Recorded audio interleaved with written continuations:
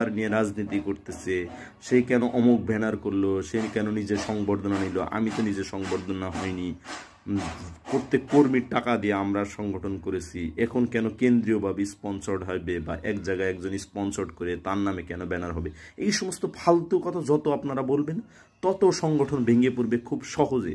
আপনি বলে দিলেন যে নির্দেশনা প্রদান করা হলো, যারা এই ধরনের কাজ করেছে তাদেরকে অব্যাহতি দেওয়া হলো, তাদেরকে শৃঙ্খলা পরিপন্থী কাজের জন্য বহিষ্কার করা হলো, বা সে গে অ্যাক্টিভিটির মধ্যে কাজ করে, সে সাংস্কৃতিক অঙ্গনে কাজ করে, এই সমস্ত কথা বলে আপনি দলকে একেবারেই ভিত্তিহীন করে ফেলতেছেন।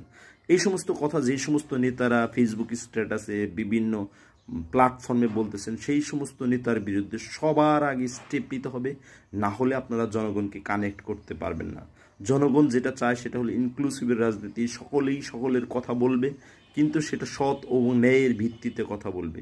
একটা কথা যখন সংগঠক হয়ে কেউ বলে, সেই কথার যে গুরুত্ব, সিগনিফিক্যান্স, সেই কথার যে লজিস্টিক্যাল সাপোর্ট অন্য যে সংগঠন করে না বা সংগঠনের যে বাইরে আছে তার কথার ভ্যালিডিটি কিন্তু এইরকম থাকবে না, রেলিভ্যান্স কিন্তু সেই এইরকম থাকবে না। সুতরাং কেন্দ্রীয় নেতা, কেন্দ্রীয় সংগঠন, কেন্দ্রীয় সদস্যরা যেভাবে কথা বলবেন সেই কথার মধ্যে মাধুর্য থাকতে হবে, সেই কথার মধ্যে আপনার ইনক্লুসিভিটি থাকতে হবে।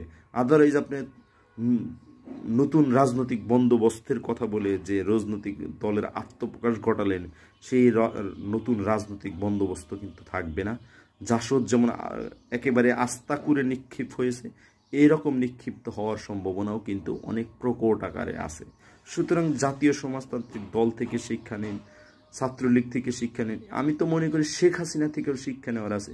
শেখ হাসিনা যেভাবে উচ্চবাচ্য নিজেকে করতেছিলেন, যেভাবে বলতেছিলেন যে কোটা রাজাকারের বাচ্চারা পাবে নাকি এই সমস্ত মানুষগুলোর নাতিপুতিরা পাবে না, মুক্তিযোদ্ধার নাতিপুতিরা পাবে না, এই সমস্ত কোটা নীতিতে কথা বলা, তারপরে আপনার বড়ই দিয়ে কাঁঠাল বানানো, কাঁঠাল দিয়ে গরুর মাংসের কাজ করানো, মরিচ সিদ্ধ করে খাওয়া বা মরিচকে বিভিন্ন দিনের ফ্রিজে রেখে আবার কাঁচামরিচের মতো ব্যবহার করা, একটা আস্ত উন্মাদ হয়ে গেছিলেন শেখ হাসিনা। তার কথা বলার যে স্বাধীনতা, সেই স্বাধীনতাটাকে এমন লেভেলে ইউজ করার চেষ্টা করেছিলেন, যেই ইউজের কারণেই কিন্তু সে খুব দ্রুত তার পতন ঘটে গেছে এই বাংলাদেশে।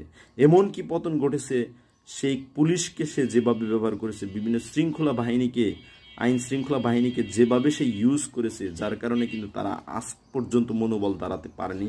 আজ পর্যন্ত তারা ওই তাদের যে স্বকীয়তায় বলিয়ান হওয়া, সেই বলিয়ান কিন্তু হতে পারে নাই। সুতরাং আমাদের কথা বলার আগে অনেক সংযত হতে হবে, এবং যেভাবেই হোক